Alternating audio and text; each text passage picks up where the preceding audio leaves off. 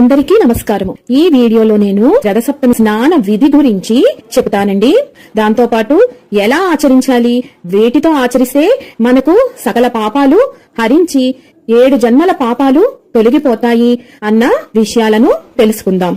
మొదటిసారి ఛానల్ ని చూసేవాళ్ళు మా ఛానల్ ని సబ్స్క్రైబ్ చేసి పక్కనే ఉన్న బెల్ ఐకాన్ ని ప్రెస్ చేయండి. దీనివల్ల మీకు రానున్న ఆధ్యాత్మిక వీడియోస్ అన్ని కూడా నోటిఫికేషన్ ద్వారా మీకు అందుతాయి. అలాగే మీరు ఎటువంటి వీడియోని మిస్ కాకుండా చూడగలరు. మా వీడియోస్ మీకు నచ్చినట్లయితే లైక్ చేయండి, షేర్ చేయండి.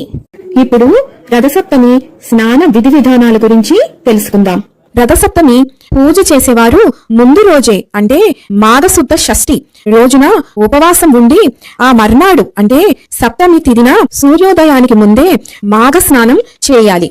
సప్తమి రోజున నదికి వెళ్లి తల మీద జిల్లేడు, చిక్కుడు ఆకులను ఏదో ఒక దానిని పెట్టుకొని దాని మీద దీపం పెట్టుకొని నదిలో నెమ్మదిగా మునిగి ఆ దీపం నీళ్లలో తేలుకుంటూ ముందుకు సాగి వెళ్లేలాగా సూర్యోదయ సమయాన స్నానం చేయాలి.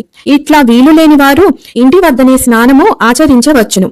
ఆ రోజు సంకల్పం చెప్పుకొని జిల్లేడు ఆకులను తల మీద, భుజాల మీద, మోచేతుల మీద పెట్టుకొని అలాగే అరచేతుల్లోనూ మొత్తం 7 ఆకులను వాటిపైన రేగిపళ్లను పెట్టుకొని తూర్పు దిశగా నిలబడి స్నానం చేయాలి. అవి నీళ్లతో శరీరం నుండి క్రిందకి జారి పడేలాగా స్నానం చేయాలి. క్రింద పడిన వాటిని మళ్లీ వాడకూడదు. జిల్లేడు ఆకులకు బదులు రాగి, చిక్కుడు ఆకులతో కూడా స్నానము చేయవచ్చును. ఇలా 7 ఆకులు చప్పున మన శరీరం పైన పెట్టుకొని 3 మార్లు స్నానం ఆచరించవలసి ఉంటుంది. జిల్లేడు, రాగి, చిక్కుడు వీటిని అర్కపత్రాలు అని, రేగిపండును అర్క ఫలము అని అంటారు. రథసప్తమి రోజున ఈ విధంగా స్నానం చేయటం వల్ల 7 జన్మల పాపాలు, 7 రకాల వ్యాధులు తొలగిపోతాయని గర్గమహాముని ప్రబోధము. ఇలా జిల్లేడు ఆకులు, రేగిపళ్ళు తలపై పెట్టుకుని ఈ శ్లోకాన్ని చదువుకోవాలి. యదా జన్మ కృతం పాపం మయా జన్మసు జన్మసు తన్మే రోగం చ శోకం చ మాకరీహంతు సప్తమి.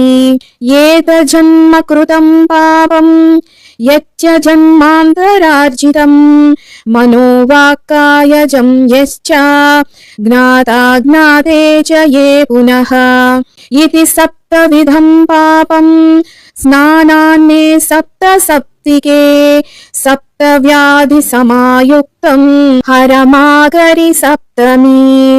సప్త సప్త మహాసప్త సప్తద్వీపావసుంధరా శ్వేతార్కపర్ణమాదాయ సప్తమి రథ సప్తమి. ఈ శ్లోకం యొక్క అర్థం ఏమిటంటే, ఓ లక్ష్మీకరమైన మకర రాశిలోని సప్తమి, మేము చేసే ఈ స్నానముతో జన్మ జన్మాంతరాలతో తెలిసి తెలియక చేసిన 7 విధ పాపములను, వాటి వల్ల ఏర్పడిన రోగాలను, శోకాన్ని అన్నీ నశించుగాక అని ఈ శ్లోకం యొక్క అర్థం. జిల్లేడు ఆకులు సూర్యునిలోని కిరణాలలోని ప్రాణశక్తిని తనలో ఇముడ్చుకునే శక్తి ఉంది. ఈ ఆకుల లాగానే రేగిపళ్ళకి కూడా సూర్యకాంతి అధికంగా ఉంటుంది. ఈ రెండిటిని తల మీద పెట్టుకున్నప్పుడు వీటికి ఉన్న ప్రాణశక్తి మన తల మీద ఉన్న బ్రహ్మరంధ్రము నుండి శరీరంలోనికి ప్రవేశిస్తుంది. ఈ శక్తి రాబోయే వేసవి వేడిని తట్టుకునే శక్తిని మన శరీరానికి కల్పిస్తుంది.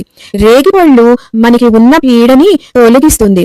దీనితో మనకు భోగం వస్తుంది అని పెద్దల నమ్మకం.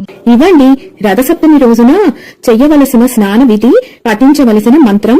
నేను ఆల్రెడీ రథసప్తమికి సంబంధించిన పూజా విధానము, చిక్కుడు రథం ఎలా చేయాలి, ఏ ముగ్గులు వేసుకోవాలి అన్న వీడియోలు చేశానండి. వాటిని కింద డిస్క్రిప్షన్ బాక్స్ లో ఇస్తాను. వాటిని చూసి మిగిలిన విషయాలన్నీ కూడా తెలుసుకోండి. సర్వం ఈశ్వరార్పణమస్తు. మరొక వీడియోతో మళ్ళీ కలుసుకుందాం. స్వస్తి.